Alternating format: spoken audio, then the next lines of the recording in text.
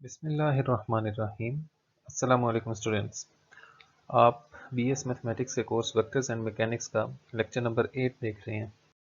4.2 का last topic हम discuss करेंगे इस लेक्चर में कि अगर हमें किसी स्केलर फंक्शन का ग्रेडियंट गिवन हो तो वो फंक्शन कैसे फाइंड करना है। इसमें बाज़ दफ़ा ये कंडीशन दी गई होती है कांस्टेंट फाइंड करने की, तो बाज़ दफ़ा नहीं दी गई होती।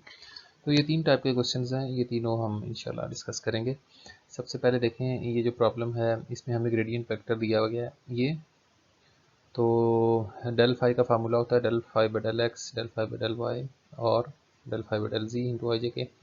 और ये डेल फाई का फार्मूला लिखती है, राइट साइड पे जो वैल्यू दी थी वो लिखती है। अब इनको कंपेयर करते हैं, ये दो वेक्टर्स इक्वल हैं, इसका मतलब है एक्स कंपोनेंट के इक्वल होगा, ये जे वाला कंपोनेंट जे के इक्वल होगा और जेड कंपोनेंट जेड के इक्वल होगा। अब यहाँ पे देखें हम क्या करते हैं, इक्वेशन 1, 2 और 3 से हमने ये क्या किया, इनको एक्चुअली इंटीग्रेट किया कि ये जो पार्शियल फाई पे पार्शियल एक्स है ना, जैसे हम पार्शियल डेरिवेटिव लेते थे, अब इंटीग्रेशन भी उसी तरह से करेंगे कि integrating equation number 1 with respect to x keeping Y and Z as constant. तो वाई और जेड को कांस्टेंट रखेंगे, इनको कुछ भी फर्क नहीं पड़ेगा। तो एक्स स्क्वेयर का इंटीग्रल हो जाएगा एक्स क्यूब बाई 3, वो 3 से 3 कैंसिल हो जाएगा, तो बचा एक्स क्यूब वाई 4 जेड 7। ये देखें एक्स क्यूब वाई 4 और जेड 7। ये जो साथ फंक्शन लिखा हुआ है ये arbitrary function of y and z है। क्यों? क्योंकि हमने ये जो इंटीग्रेशन की है इसमें हमने वाई और जेड को कांस्टेंट रखा था। तो कोई भी फंक्शन ऐसा जो सिर्फ वाई और जेड पे डिपेंड कर रहा हो उसका डेरिवेटिव ज़ीरो हो सकता था। इसलिए ये जैसे वहाँ पे हम arbitrary constant of integration add करते थे ना, यहाँ पे आर्बिट्रेरी फंक्शन ऐड करेंगे वाई और जी का। इसको यूँ समझ लें कि जैसे हमने डिफाइन किया था ना अपने एंटी डेरिवेटिव को, कि इसका एक्स के लिहाज से पार्शियल डेरिवेटिव लें, देखें ये आता है या नहीं। तो एक्स के लिहाज से जब पार्शियल डेरिवेटिव लेंगे तो एक्स क्यूब का 3x स्क्वेयर आ जाएगा। ये देखें, बाकी वाई जेड कॉन्स्टेंट थे ऐसे लिखे थे। प्लस ये वाई और जी पे डिपेंड कर रहा है फंक्शन, इसमें एक्स नहीं आ रहा, लिहाजा इसका डेरिवेटिव जीरो होगा। तो यूँ ही इसका इंटीग्रल, मोस्ट जनरल इंटीग्रल इसका यही होगा। इसी तरह इसको y के लिहाज से डिफ्रेंशिएट करेंगे, x और z को कांस्टेंट रखेंगे। अब x और z को कांस्टेंट रख दिया, y का इंटीग्रल हो जाएगा y पावर 4 बाई 4। तो 4 से 4 कैंसिल हो जाएगा, हमारे पास बचा x क्यूब वाई 4 जेड 7। ये देखें x क्यूब वाई 4 जेड 7।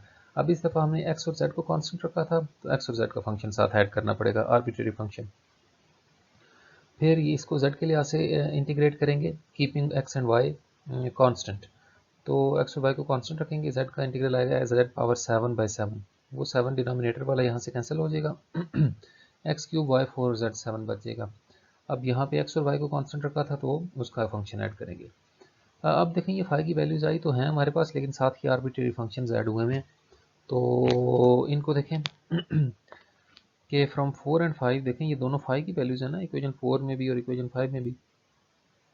तो इनको बराबर रखते हैं, इक्वेट करते हैं इनको। देखें ये दोनों को इक्वेट किया तो ये जो शुरू वाली टर्म है ये तो देखें सेम है दोनों में। तो ये फर्स्ट केस है हमारा ना, जब बिल्कुल ये सेम टर्म्स आ रही होती हैं सिर्फ फंक्शन बच जाते हैं ये वाला। तो ये कैंसिल हो गया, f1 of y z is equal to f2 of x z, ये बच गया। अब इसके मुख्तलिफ तरीके हैं इसको वैल्यूएट करने के। एक तो डेरिवेटिव लेके दोबारा उसके साथ कंपेयर भी किया जा सकता है, तो वो ज़रा कॉम्प्लिकेटेड है, लेंथी हो जाएगा। पहले ये क्वेश्चंस काफ़ी लेंथी हैं, तो आप ये तरीका सीख लें कि देखिए लेफ्ट हैंड साइड जो है ना ये वाई और जेड का फंक्शन है, और राइट हैंड साइड पे जो फंक्शन है वो सिर्फ एक्स और जेड का फंक्शन है। यानी लेफ्ट हैंड साइड पे एक्स नहीं आ रहा और वाई, राइट हैंड साइड पे वाई नहीं आ रहा। इसका मतलब है ये दोनों एक्स और वाई के से इंडिपेंडेंट हो सकते हैं, कोई टर्म हुई भी तो वो कैंसिल आउट हो सकती है। तो यानी जो मेन हमारा पैरामीटर है इसमें वो z है। तो the left hand side is independent of x and right hand side is independent of y. This implies that these both functions are the function of z only, कि ये दोनों equal हैं, एक तो पहली बात। और ये वाला x से इंडिपेंडेंट है, वो वाला y से इंडिपेंडेंट है। तो ये दोनों, इसका मतलब है z पे डिपेंड कर रहे हैं। तो ये g ऑफ z इसको नया नाम दे दिया। तो इक्वेशन 4 और 5 जिनसे हमने ये कंपेयर करके ये निकाला थे वो क्या बन जाएंगी, इनमें पुट कर दें। इसकी जगह पे भी देखें जी ऑफ सी लिख दिया और इसकी जगह पे भी जी ऑफ सी लिख दिया। तो ये 4 प्राइम और 5 प्राइम इसका नाम रख दिया इन इक्वेशंस का। नेक्स्ट देखें अभी क्या करते हैं। देखें ये हमने इक्वेशंस अभी बनाई थी 4 प्राइम और 5 प्राइम। तो ये जी ऑफ सी तक पहुँच गए। अब ये जो 5 प्राइम है ना, इसको 6 के साथ कंपेयर करें, वो जो पीछे इक्वेशन थी 6 वाली जिसमें जेड को जेड के लिहाज से इंटीग्रेट किया था और एक्स वाई को कांस्टेंट रखा था, ये वाला जिसका ये रिजल्ट था। तो 5 प्राइम ये लिखा हुआ है, ये वाली वैल्यू, और 6 इक्वेशन जो थी पिछली उसके साथ इसको जब कंपेयर किया तो यानी जो हमारे पास 3 इक्वेशन थी ना, 4, 5 और 6, 4 और 5 को कंपेयर करने से हमारे पास ये जी ऑफ सी की फॉर्म में आए थे, और जो तीसरी बच की थी उसको इन दोनों में से किसी एक को भी उसके साथ कंपेयर कर देना आपने। तो यहाँ पे फिर देखें ये X cube Y four Z seven, X cube Y four Z, ये 7 है, यहाँ पे जेड 7 है, ये कैंसिल हो जाएंगे और हमारे पास क्या बचा। अब गौर करें कि g of z is equal to f three of x y. अब देखें क्या सूरत हाल है, लेफ्ट हैंड साइड सिर्फ जी पे डिपेंड कर रही है, यानी left hand side is independent of x and y, while the right hand side is independent of जी।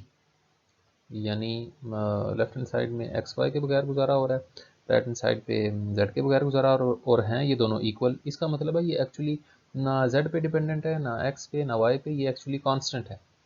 इसका मतलब ये हुआ कि ये जी ऑफ जी है या F three of x Y है, ये एक्चुअली कांस्टेंट है। तो ये जी ऑफ जी की वैल्यू जो थी ना, जो अभी कांस्टेंट आई है, इसको पुट करनी चाहे 5 प्राइम में या 4 प्राइम में। मैंने 5 प्राइम में पुट किया, तो इक्वेशन 5 प्राइम क्या बन जाएगी, 5 is equal to x cube Y four z power 7 plus c. तो एक्चुअली ये जो फंक्शन तीनों में ऐड हो रहा था ये एक्चुअली कांस्टेंट था, ये नतीजा निकला इसका। तो बात क्वेश्चन यहीं तक होते हैं, बस 5 फंक्शन हमारा आ गया, लेकिन इस क्वेश्चन में हमें ये एक्स्ट्रा कंडीशन दी गई है, इसके जरिए हम इस सी की वैल्यू फाइंड कर सकते हैं, जैसे हमने एक्सरसाइज 3.2 में किया करते थे। तो देखें at point at the given point, इसमें पुट करें ये पॉइंट, एक्स की जगह -1, वाई की जगह 0 और जेड की जगह 1। तो ये वैल्यूज पुट की, ये वाली टर्म तो 0 हो जाएगी, यहाँ से सी बच जाएगा। तो ये 5 की -101 पे जो वैल्यू है, ये क्वेश्चन में दी गई थी कि 2 है, तो उसकी जगह 2 लिख दिया। देखें ये तो 0 हो गया और सी बचा, तो सी की वैल्यू आई 2, इसको यहाँ पुट कर देंगे, पुट इन 7। तो this is the required function. तो ये प्रोसीजर है, इसको बार बार देखें, गौर से देखें, ये थोड़ा लेंथी प्रोसीजर है, थोड़ा आपके लिए अजीब होगा फर्स्ट टाइम, तो इसकी खूब प्रैक्टिस कर लें। ये एक एग्जांपल 22 है और उसमें ये सेम मेथड है। क्वेश्चन नंबर 26 और 27 इनमें भी यही प्रोसीजर है। नेक्स्ट देखिए सेकंड केस। हाँ, इसमें थोड़ा सा काम एक्स्ट्रा होगा, थोड़ा सा डिफरेंट होगा कि फाइंड 5। क्वेश्चन वही है कि एक हमें दिया गया है, ग्रेडियंट दिया गया एक वेक्टर का, एक स्केलर पॉइंट फंक्शन का ग्रेडियंट वेक्टर दिया गया, और हमें कह रहा है कि वो स्केलर पॉइंट फंक्शन है, यानी 5 फाइंड करें। तो ग्रेडियंट ऑफ 5 हमें गिवन है कि ये इसके इक्वल है, और ग्रेडियंट ऑफ 5 का फार्मूला तो ये होता है। इन दोनों को कंपेयर किया तो उसी तरह से 3 इक्वेशन बन गई। पहली एक्स के equal, partial 5 by partial y इसके इक्वल, और पार्शियल 5 बाई पार्शियल जी इसके इक्वल, ये 3 इक्वेशन आ गई। Same procedure. फिर हमने क्या किया था, from integrating 1 with respect to x keeping Y and Z as constants. तो एक्स को जब इंटीग्रेट करेंगे तो एक्स स्क्वायर बाई 2 बन जाएगा, वाई और जेड को कांस्टेंट रखा था, अब वाई और जेड को जो कोई कांस्टेंट रखा था इसलिए उसका आर्बिट्रेरी फंक्शन ऐड करेंगे साथ इंटीग्रेट करते हुए। इसी तरह जब पार्शियल 5 पार्शियल वाई को इंटीग्रेट करेंगे with respect to y keeping x and Z as constants, तो ये पूरी टर्म कांस्टेंट है, इसके साथ जस्ट एक वाई आ जाएगा, और यहाँ पे वाई का इंटीग्रल वाई स्क्वायर बाई 2 होगा, जिससे 2 कैंसिल होकर वाई स्क्वायर बच जाएगा, प्लस यहाँ पे एक्स और जी को कांस्टेंट रखा था, लिहाजा वो वाला फंक्शन ऐड हो जाएगा एक्स और जी का। थर्ड में देखें जेड के लिहाज से जब इसको इंटीग्रेट करेंगे एक्स और वाई को कांस्टेंट रखते हुए, तो इस टर्म में ये जो फर्स्ट टर्म है इसमें नहीं आ रहा, z नहीं आ रहा, तो ये तो कांस्टेंट है, इसके साथ एक z मल्टीप्लाई हो जाएगा इंटीग्रेट करते हुए, और ये जो z है इसका इंटीग्रल आ जाएगा z स्क्वायर बाई 2, और x और y को कांस्टेंट रखा था इसलिए उसका फंक्शन एक ऐड कर दिया। अब फिर वही प्रोसीजर के इन दोनों को कंपेयर करते हैं, गौर से देखें कि ये भी 5 की वैल्यू है, ये भी 5 की वैल्यू, इन दोनों को कंपेयर करें, लेफ्ट हैंड साइड पे ये लिख दिया, राइट हैंड साइड पे ये लिख दिया। अब एक टर्म कैंसिल हो रही होगी और एक बचेगी, ये मुख्तलिफ है थोड़ा सा फर्स्ट वाले से, देखें एक्स स्क्वायर वाई जी, यहाँ आके थोड़ा सा फर्क पड़ेगा। तो पिछली बार सिर्फ फंक्शन बच गए थे, यहाँ देखें एक रिलेशन बचा है कि f1 of y z is equal to y square plus f2 of x z. अब यहाँ आके आपने यूँ करना है, इससे रिलेटेड भी कुछ क्वेश्चन हैं जो आपको प्रैक्टिस के लिए मैं बताऊंगा इस क्वेश्चन के एंड पे। करना यूँ है कि देखें अब y वाला फंक्शन लेफ्ट हैंड साइड पे है ना, तो अगर कोई y वाली टर्म या z y वाली टर्म इस राइट साइड पे आ रही है तो उसको लेफ्ट पे शिफ्ट कर देंगे, ये देखें इस तरह से, क्योंकि राइट वाला जो फंक्शन था उसमें y नहीं था ना, तो y को y वाले फंक्शन के साथ लिखें। तो अब इनको कंपेयर करते हैं और वो वाली स्टेटमेंट लिखते हैं कि लेफ्ट हैंड साइड देखें, आप देख रहे हैं कि इज़ इंडिपेंडेंट ऑफ एक्स, इसमें कोई एक्स नहीं आ रहा, and right hand side is independent of y, और ये हैं दोनों आपस में इक्वल। इसका मतलब है ये दोनों जो हैं ना एक्स पे डिपेंड कर रहे हैं ना वाई पे डिपेंड कर रहे हैं, ये एक्चुअली जेड पे डिपेंड कर रहे हैं। तो left hand side is independent of x and right hand side is independent of y, therefore these two functions, इनको गौर से देखें, इनको इसी सूरत में लिखना है, इसी हालत में। ये देखें माइनस वाई स्क्वायर उसी तरह लिखा हुआ है, will be equal to g of z, a function of z. So equation 4 and 5 जिनसे ये वैल्यू हम कंपेरिजन से निकाल रहे थे वो क्या बन जाएंगी, गौर से देखना है कि ये f one of y z जो है ना, f one of y z minus y square जो है वो जी जेड के इक्वल है। ये इक्वेशन 4 लिखी हुई है। एफ वन ऑफ वाई जी अकेला जी जेड के इक्वल नहीं है, यही फ़र्क है पिछले क्वेश्चन में और इस फंक्शन इस क्वेश्चन में। तो यहाँ से एफ वन ऑफ वाई जी की वैल्यू आएगी, ये वाई स्क्वेयर तो जाके प्लस हो जाएगा, y square plus g of c, ये देखें ये पुट कर दें फोर में, तो ये 4 प्राइम बन गई इस वाली इक्वेशन में। और एफ टू ऑफ एक्स जी जो है वो डायरेक्टली जी ऑफ सी है, तो एफ टू ऑफ एक्स जी जो है उसकी जगह ये देखें जी ऑफ सी लिखती है, उसमें वाई स्क्वायर पहले से मौजूद था। तो ये इक्वेशन 4 प्राइम और 5 प्राइम बन गई। बस थोड़ा सा फर्क आया बीच में कि ये टर्म देखें एक्स्ट्रा आ रही थी, यहाँ पे जो माइनस हो रही थी ना, एफ वन ऑफ वाई जी की वैल्यू पुट करते वक्त आपने इसका ख्याल रखना है कि साथ ये भी ऐड करनी है। ये आ गई। अभी नेक्स्ट देखते हैं। तो ये वो दो इक्वेशंस आई जो हमने कंपैरिजन के ज़रिए किया था, और 4 प्राइम और 5 प्राइम। अब ये जो 5 प्राइम आई है इसको वो जो तीसरी इक्वेशन बची हुई थी वहाँ से उसके साथ कंपेयर करते हैं, उस जिसमें F3 ऑफ एक्स वाई हमने ऐड किया था। तो इधर भी देखें एक ही टर्म कैंसिल हो रही है ये वाली, और बाकी क्या बच रहा है, लेफ्ट हैंड साइड पे ये बच रहा है और राइट हैंड साइड पे ये। अब यहाँ वो शफलिंग करनी है जो मैं पीछे भी बता रहा था कि देखें फंक्शन जो है z का वो लेफ्ट पे है, तो z वाली टर्म लेफ्ट पे आ जाएगी, ये देखें, और y वाला फंक्शन जो है राइट पे है, तो y वाली टर्म राइट पे आ जाएगी। अब इस इक्वेशन को पे गौर करें कि left hand side is independent of x and y and right hand side is independent of z. So these both expressions are independent of all the three variables. So this is actually a constant. तो इसको ये g of z minus 3 by 2 z square और ये जो है f3 of x y minus y square is actually a constant. तो इन दोनों की जगह c पुट करें ज़रा इक्वेशन 5 प्राइम में। मैंने इक्वेशन वही यूज़ किया ताकि आपको एक पैटर्न सेट हो जाए और आप आसानी से क्वेश्चन कर सकें। 4 प्राइम में भी पुट कर सकते हैं, एक ही बात है। चलें 5 प्राइम में पुट करते हैं, 1/2 एक्स स्क्वेयर वाई जी, ये आ गया। अब गौर करें ज़रा, यहाँ लिखा हुआ है वाई स्क्वेयर, ये वाई स्क्वेयर लिख दिया। अब देखें जी ऑफ जी की वैल्यू यहाँ से क्या आ रही है, सी प्लस ये उधर जाके प्लस हो जाएगा ना 3/2 जेड स्क्वेयर, तो ये देखें 3/2 जेड स्क्वेयर ऐड किया, तो जी ऑफ सी की वैल्यू आ रही है, ये उधर जाके प्लस हुआ 3/2 जेड स्क्वेयर प्लस सी, तो ये देखें इस जी ऑफ सी की जगह 3/2 जेड स्क्वेयर प्लस सी पुट कर दिया, और यही हमारा रिक्वायर्ड 5 फंक्शन है।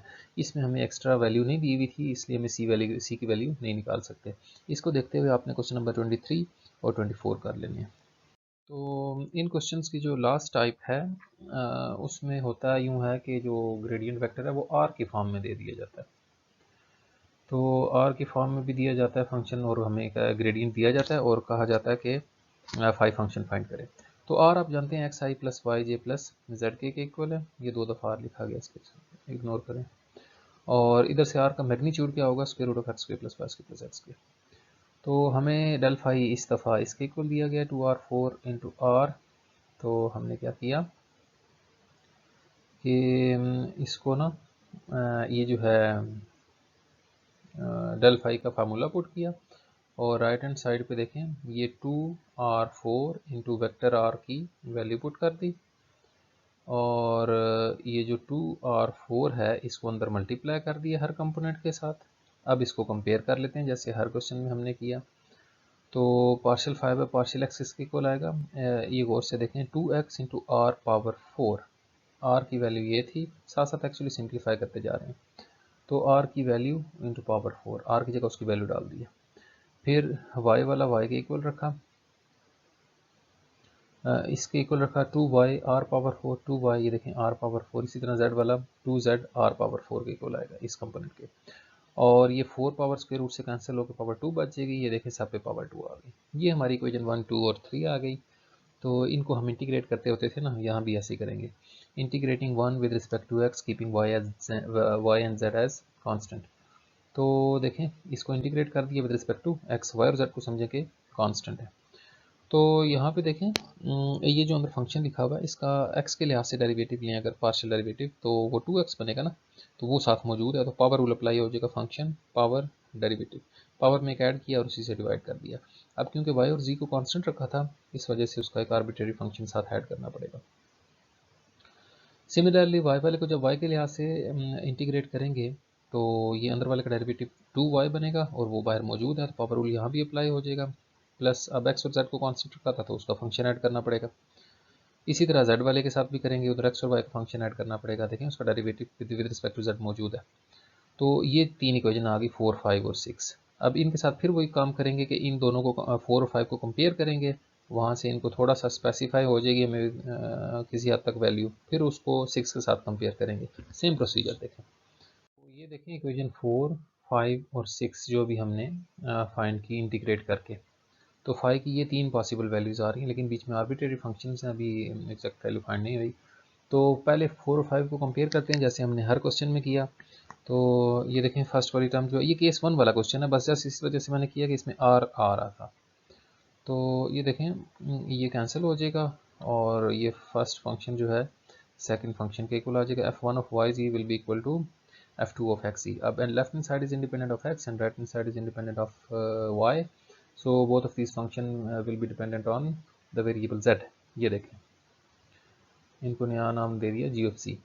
तो हमारी इक्वेशन 4 और 5 क्या बन जाएंगी, उनमें ये f1 ऑफ वाई जी की जगह भी देखें जी ऑफ सी लिख दिया और f2 ऑफ एक्स सी की जगह पे भी जी ऑफ सी लिख दिया। तो ये हमारी 4 प्राइम और 5 प्राइम आ गई। इसके बाद हम क्या करते थे, 5 प्राइम को ये जो बची थी इक्वेशन उसके साथ कंपेयर कर देते थे। हर क्वेश्चन में यूँ ही किया मैंने। आप 4 प्राइम को भी वैसे कर सकते हैं, लेकिन एक पैटर्न फॉलो करें ताकि आपके लिए ईजी हो। तो इनको कंपेयर करते हैं, तो फिर देखें वही टर्म कैंसिल हो रही है इस तरह से। तो हमारे पास क्या बचा, g of c is equal to f3 of xy. अब left hand side is independent of x and y and right hand side is independent of z. So both of these functions are actually a constant function. तो इसकी जगह constant लगा दिया, तो हमारी equation ये जो 5 प्राइम थी ये क्या बन जाएगी, जी ऑफ सी की जगह जस्ट सी लिख देंगे। ये देखिए प्लस सी, ये प्लस सी ऑफ सी था ना, ये प्लस सी लिख दिया। तो यही हमारा आंसर है। बस हमें क्योंकि क्वेश्चन आर के फॉर्म में दिया गया था लिहाजा हम आंसर भी आर की फॉर्म में दे देते हैं। तो उसमें यूँ है कि x square plus y square plus h square है ना, ये आर स्क्वेयर की वैल्यू होती है, शुरू में लिखा था हमने। तो r square power 3 divide by 3 plus c. तो आर पावर 2 की का जो क्यूब है वो आर पावर 6 के इक्वल होता है। तो ये हमारा रिक्वायर्ड आंसर है। इसको देखते हुए आपने कुछ एग्जाम्पल 23 कर लेनी है, उसमें इस तरह से डेल फाई दिया गया, सॉल्व हुई भी है वहाँ पे। तो इस तरह से हैं ये प्रॉब्लम्स, इनको ज़रूर कर लेना। थोड़ी लेंथी है लेकिन ईजी हैं।